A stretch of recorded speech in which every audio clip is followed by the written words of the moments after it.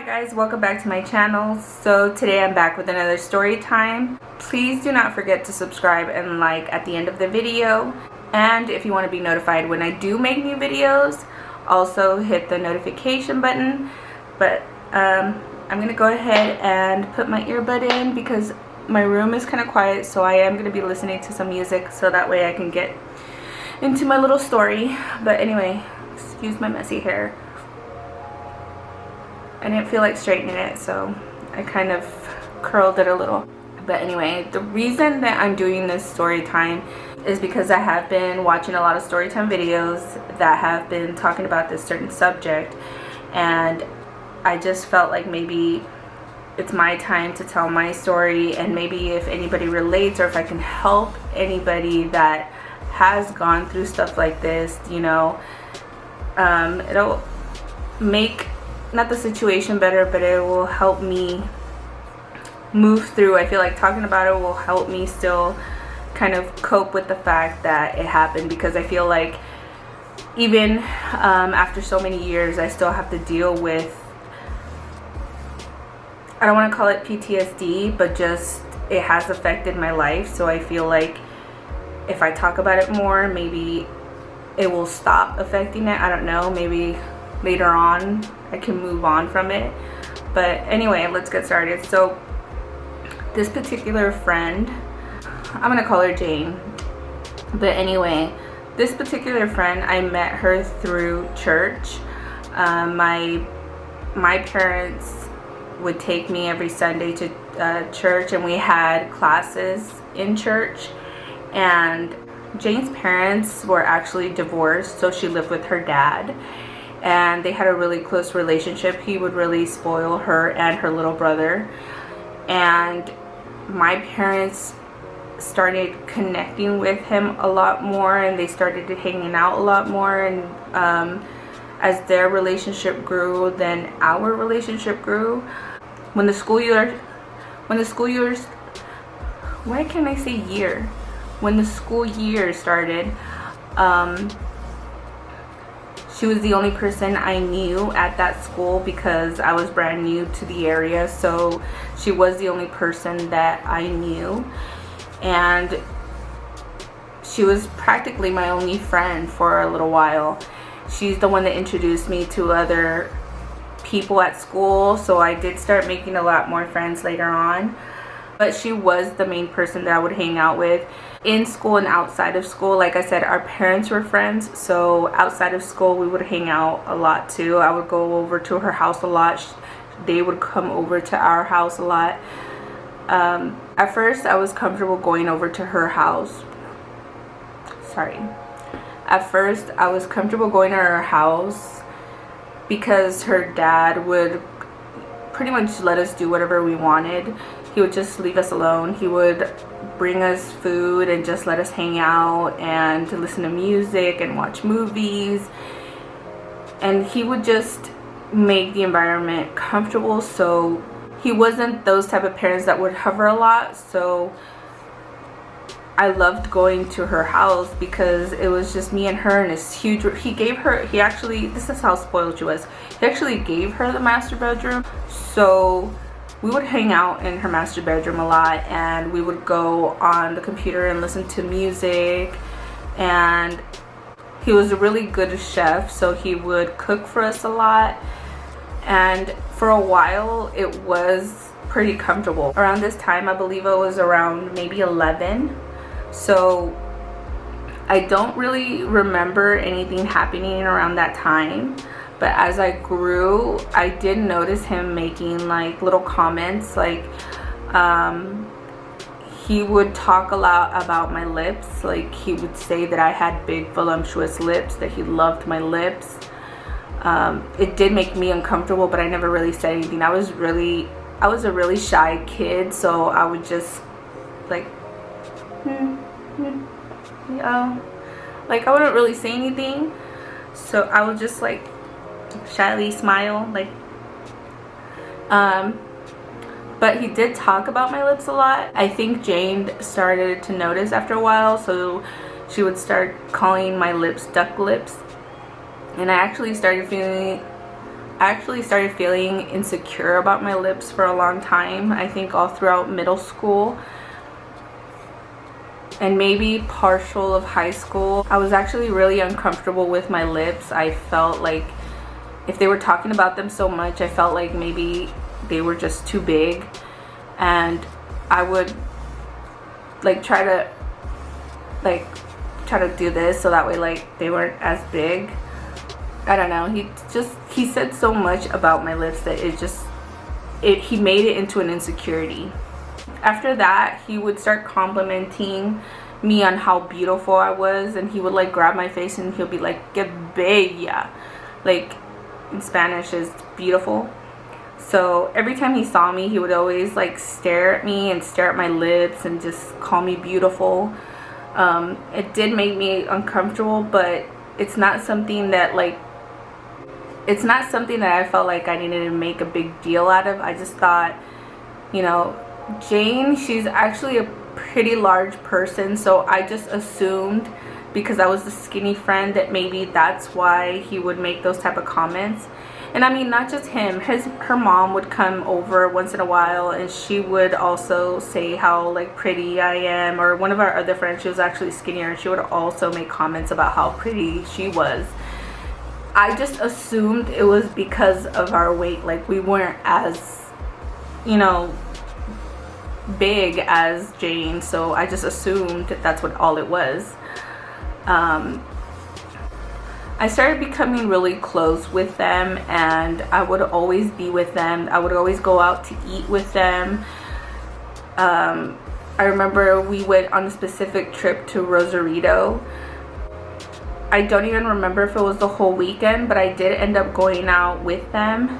We ended up sleeping by the beach. And I mean, nothing happened during this time. I'm just saying, like, that's how close I was with her family. It was her little brother and her dad, and that's how close I was with them. And that's how comfortable my mom was with them, because they were so close that she let me go out to Rosarito with them over the weekend or overnight. Honestly, it's been so long ago, I don't remember if it was like the whole weekend, but I mean, it was a pretty far trip. I mean, I already lived in Southern California, but I think it was a 4-hour drive, so it was already a long trip. So that's how comfortable my mom was, the fact that she let me go with them. He would always buy me things along with his daughter. If he bought her something, he would buy me something. I ended up getting, I think, just a piggy bank at that time. I was only 11 or 12, so it's not like, you know, we were getting expensive things. He would just always treat me to things when I was out with them along with her, so I just saw it as a normal. He's actually the first person that taught me how to drive when I was 13. He took me out and taught me how to drive on his truck. And again, this whole time she was with us. Jane was in the back seat, so he was actually teaching her, and then he asked me if I wanted to learn, so he taught me for a little bit. Fast forward to when I was 13. I think 13, 14. I went for a sleepover at their house, which again was the norm. I would always be with them, so it was normal for me to sleep over at her house. I had asked to sleep over at Jane's house, and of course my parents said yes, because like I said, they were very close friends, so my mom had no problem with the fact that it was just her dad at the house. I don't remember, honestly, most of the night. I only remember this specific thing that happened that night. I was sleeping, and you know, in the middle of the night when you kind of wake up to like go pee or something, you kind of just like, you're like this, like you're like half awake, and then between awake and asleep. So I kind of just opened my eyes a little bit, and I swear I saw someone, obviously her dad, because who else?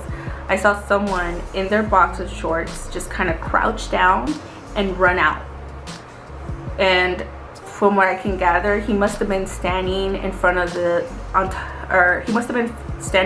bed, and staring at us, I don't know, or me or whatever. And once he realized that I was waking up, he ran out. And after that happened, that was the last time that I slept over at her house. I didn't feel comfortable sleeping over anymore, so I stopped going. But I still hung out with them. I think it was around 8th grade, because I think in high school is when I started kind of just making new friends and kind of separating myself from her. But in 8th grade, I was still 13. Every morning he would come and pick me up, and he would drive me and his kids to school.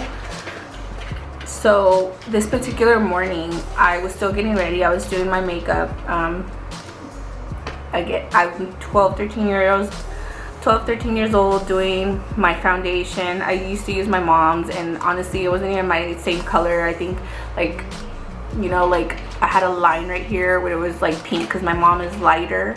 So I would always have a line, so I don't even know why I was even doing my foundation. But anyway, I was still doing my makeup, and they decided to get off the car and wait for me in the living room.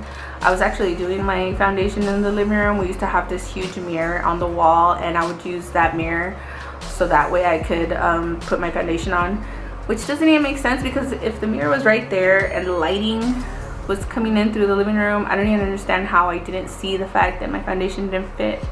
But that's another thing. But anyway, so anyway, I was doing my foundation, and they were waiting for me. It was her and her dad. I don't think her little brother was there.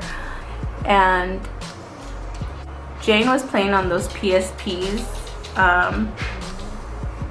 I believe it was at PSP, I don't even remember honestly, but she was playing on the PSP, and she was just leaning against the couch, and she was just like so into the game, she wasn't paying attention. And I was done with my makeup, and I went towards him, and I was like, okay, I'm ready, like, let's go.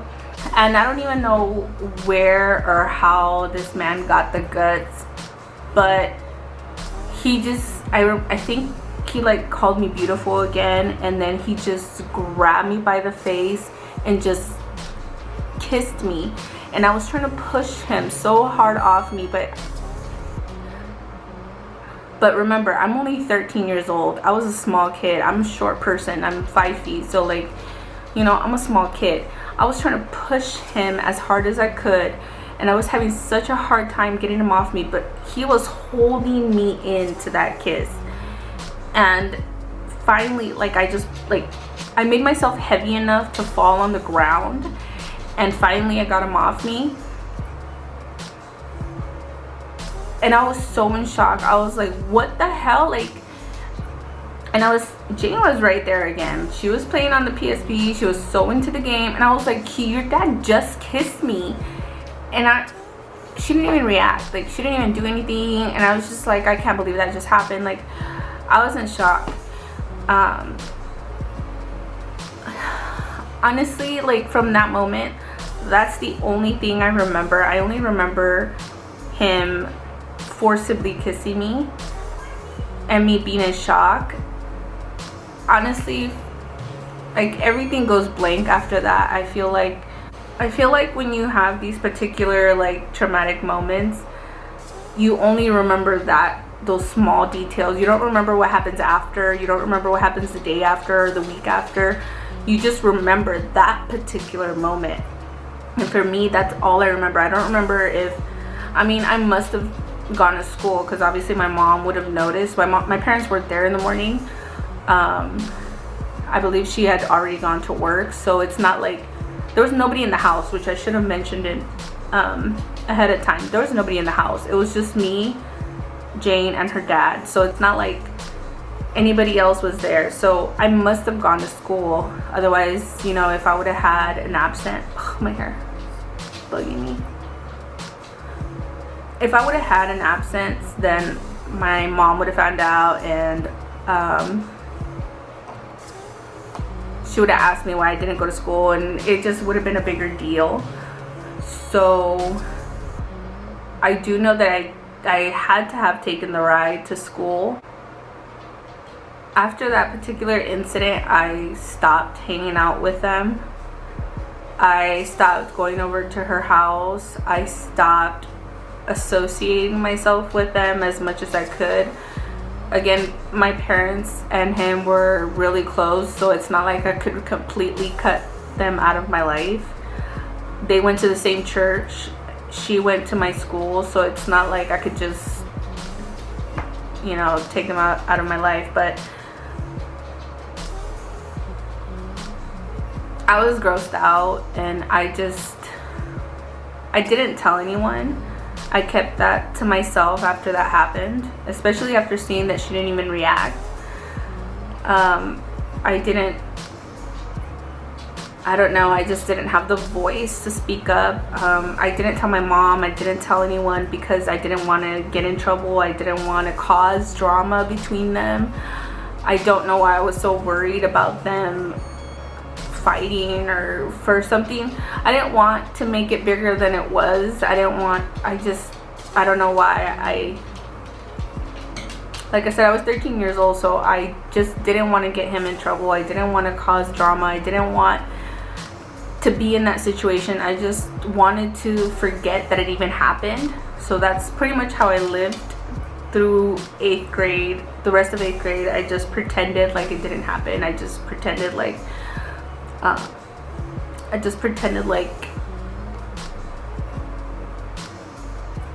this little hair keeps getting in my face and it's irritating the heck out of me.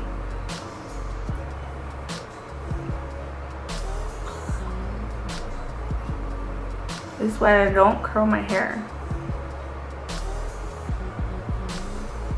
Anyway, like I said, I was already a shy kid, so I mean, I just didn't have the voice to tell anyone or to speak up or to tell my mom. And my mom and I weren't really close anyway at that time. Like, she was going through her own drama with my stepdad, so it's not something that I wanted to add on top of her stress. So I just pretended like it didn't happen. And come high school, I just completely not cut her off. I mean, she was around, but I just didn't go over to her house. I didn't talk to her as much. I started hanging out with other people.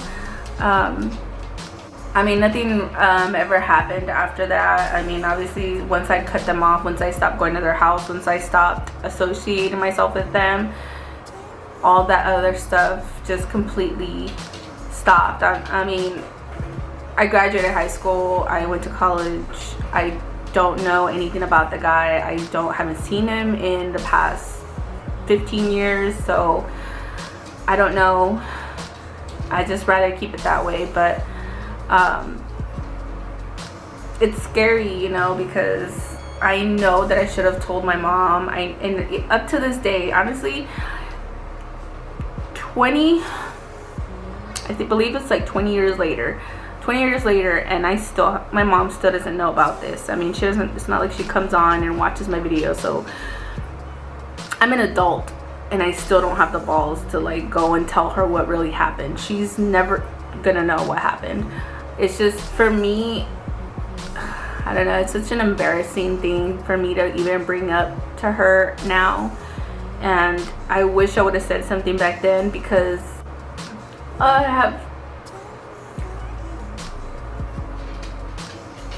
have seasonal allergies and they're driving me nuts right now. Ugh.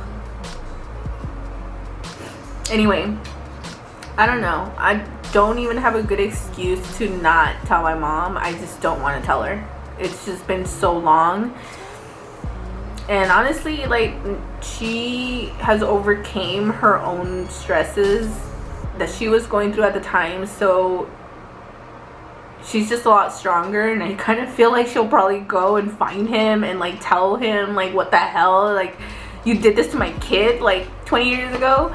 So I don't know, I just don't feel like telling her. But I kind of wish that I would have told her at the time, because God forbid something like that happened to my own kid and she doesn't tell me. And because of that, I always say you gotta speak up. Like, you have to speak up, because I was very fortunate. I mean, something could have happened after that. Like, I could have I mean, this guy was a pervert. Something could have happened the times that I slept over. Something could have happened that day that he kissed me. Something could have happened afterwards. I mean, he would drive me to school. So, I mean, something could have happened, and I wish I would have spoken up because I was in a dangerous situation. He was a grown-ass man. I mean, I think he was in his 40s or whatever. I don't know whatever age he was, but he was in his 40s at the time. So I wish I would have spoken up, but I really do want to stress that if something like that happens, you have to speak up. Like, I know I'm preaching something that I should follow on my own, but I just want to say that, like, if you have more guts than me, I really do think that you should speak up, because those type of situations, they could lead to something scarier, and it's just not something that you should ever hold and like feel ashamed of, and it's not something that you should feel like you need to protect that person from. So I mean, so be stronger than me. Be stronger than me. Speak up if something like this happens to you. If you're put in a situation where you are uncomfortable. If you're put in a situation where you're uncomfortable, speak up. Just don't be like me. Don't do like me. I am very, very grateful that nothing ever happened. I'm grateful that he backed off, obviously, after I started cutting them off. But oh my goodness, that was a really hard story to tell. I'm so happy that I was finally able to like say it, and I didn't realize that it was gonna like put me in such an emotional state. But I mean, even up to this day, like I said, because of what he did, it made me very wary of men. It made, like, any man that comes around me, I feel wary of because of that situation. I am very uncomfortable shaking a man's hand. I am uncomfortable for a man to come around and put his arm around my shoulder. I am very uncomfortable being in the same room as another man. And I mean, it's not just because of this particular situation. I have had other situations like that happen to me throughout my life, so it contributed. But again, it contributed. So I'm just, you know, I just hope that one day I don't feel like I am unsafe around a man. But anyway, this video is already going too long, but if you have any stories that are similar to this, go ahead and put it down in the comments and we can talk about it. But again, don't forget to subscribe, don't forget to like my video, and I'll see you next time. Bye.